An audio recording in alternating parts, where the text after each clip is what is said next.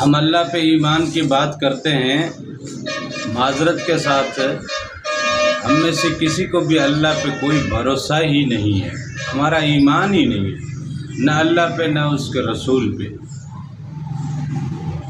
عقائد و جہاں سرور عالم صلی اللہ علیہ وسلم نے فرمایا کہ مسواک میں 72 بیماریوں کی شفا ہے۔ ہم میں سے کتنے لوگ ہیں جو عشق رسول کا دم تو بھرتے ہیں لیکن مسواک بھی کرتے ہیں؟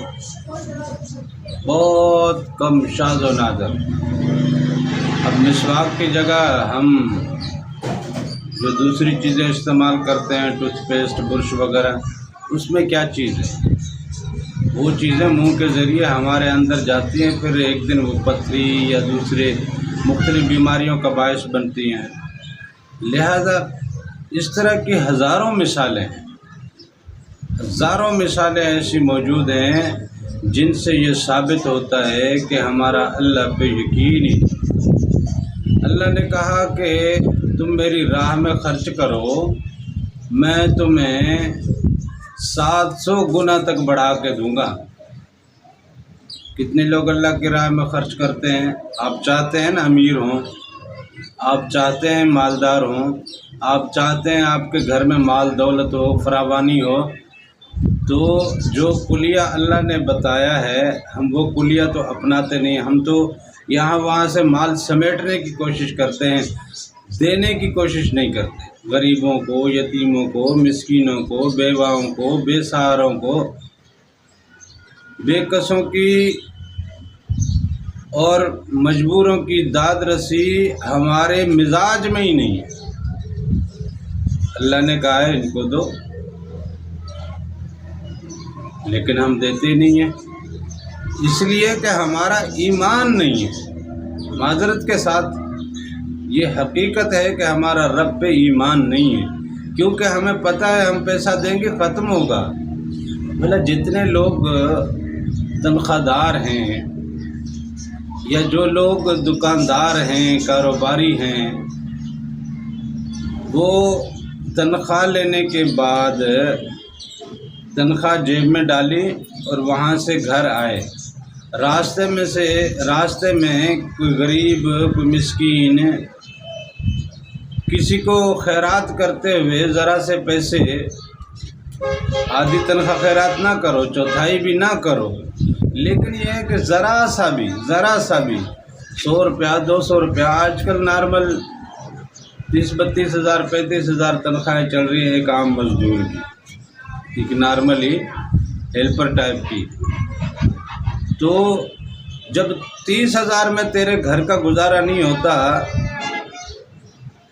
تو 29 ہزار میں بھی تیرا گزارا تو نہیں ہونا، لیکن 1000 جو تو نے اللہ کے کہنے پہ دیا ہے، اللہ نے وہ لوٹا کے تجھے دینا ہے۔ ممکن ہے اللہ تعالیٰ کو ایسے اسباب کر دے جس سے تیرے گھر کی کشادگی ہو جائے، تیرے گھر کا رزق کھل جائے، لیکن بھروسہ نہیں ہے نا، ہمارا یقین نہیں ہے، ہمارا ایمان نہیں ہے۔ کیا جاتا ہے کہ اگر ہم تھوڑا سا پیسہ 100 200 500 روپے اگر اللہ کے راستے میں خرچ کرتے ہیں تو کیا فرق پڑتا ہے؟ جو دکاندار ہے صبح سے شام تک جو پیسے اس کے گلے میں آئے، اس میں سے 50 100 200 روپے اگر شام کو خرچ کر کے آ جائے گا تو یہ اللہ کے اوپر قرض چھوڑ کے آئے گا، کل اللہ نے لوٹا کے دینا ہے، تو ہو سکتا ہے اس کے گراہک بڑھ جائے، اس کی آمدن بڑھ جائے۔ یہ ہم کرتے نہیں ہیں اس لیے کہ ہمارا اللہ پہ یقین نہیں ہے، ہمارا اللہ پہ بھروسہ نہیں ہے، ہمارا اللہ پہ ایمان ہے ہی نہیں۔ اللہ اور اس کے رسول نے جو ہمیں تعلیمات دی ہیں ان پہ ان سے یکسر ہم جو ہے نا متبادل دوسرے راستے کی طرف نکل پڑے۔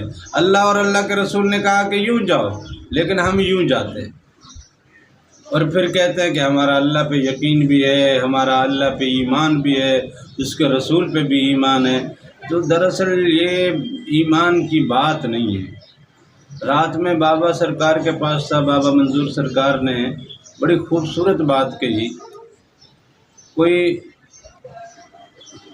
وہاں پہ سوال ہی آیا کہ بابا میں کاروبار تو کر رہا ہوں، کام تو کر رہا ہوں، لیکن یہ ہے کہ میں نقصان میں جا رہا ہوں، خسارے میں جا رہا ہوں۔ بابا نے کہا کہ ٹھیک ہے، پھر یہ ہے کہ جو 2 روپے آتے ہیں ان میں سے تھوڑا بہت اللہ کے نام پہ خیرات کر دو۔ کہتا بابا میں پہلے نقصان میں ہوں، خیرات کرنے سے پھر کیا بچے گا میرے پاس؟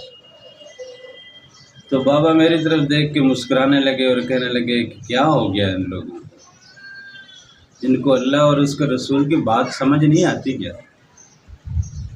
پھر وہ اس آدمی سے کہنے لگے کہ بابو جو تو نے دنیا میں دوڑ دھوپ کرنی ہے تو پھر کرتا رہے، دنیا تو دھوکہ ہے، دنیا تو فریب ہے، دنیا تو نقصان کا گھر ہے، خسارے کا گھر ہے، گھاٹے کا گھر ہے، کرتا رہے گھاٹا۔ پھر بھائی جو اللہ اور اس کے رسول نے رستہ بتایا وہ تم مانتے نہیں ہو۔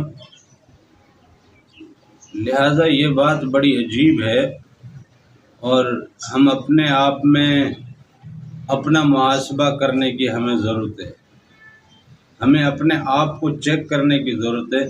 حقیقت بات یہ ہے کہ ہم اپنے آپ کو نہیں چیک کرتے، زمانے پورے کو ہم جناب اس میں خرابیاں ڈھونڈ لیتے ہیں، اس میں برائیاں ڈھونڈ لیتے ہیں، اس میں کمی کوتاہیاں ڈھونڈ لیتے ہیں، اس کی منافقت ڈھونڈ رہتے ہیں، چاہے وہ منافقت نہ ہو، اس کا ٹھہراؤ ہو، اس کا تدبر ہو، اس کا صبر ہو، لیکن ہم اس میں منافقت ڈھونڈ لیتے ہیں، اس میں بہت ساری چیزیں ڈھونڈ لیتے ہیں۔ ہمارا کام یہ تھا کہ ہم لوگوں کے عیب ڈھکتے، ہم لوگوں کے عیب ڈھونڈتے پھر رہے۔ اللہ نے سب کے عیب ڈھک کے رکھے ہیں۔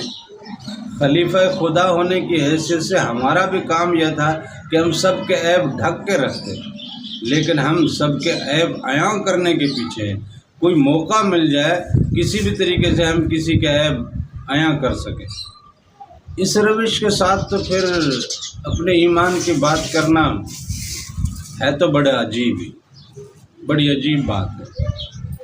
اللہ کے کرم کی بات کچھ اور ہے، لیکن بات یہ ہمارے اور آپ کے اپنے آپ کے جائزے لینے کی ہے، تو کیا ہمیں اپنا جائزہ نہیں لینا چاہیے؟ جس رب نے اتنا کرم کیا ہے، اس رب کے بتائے ہوئے راستے کے بجائے ہم کسی دوسرے راستے پہ چلتے ہیں، تو کیا ہم ٹھیک کرتے ہیں؟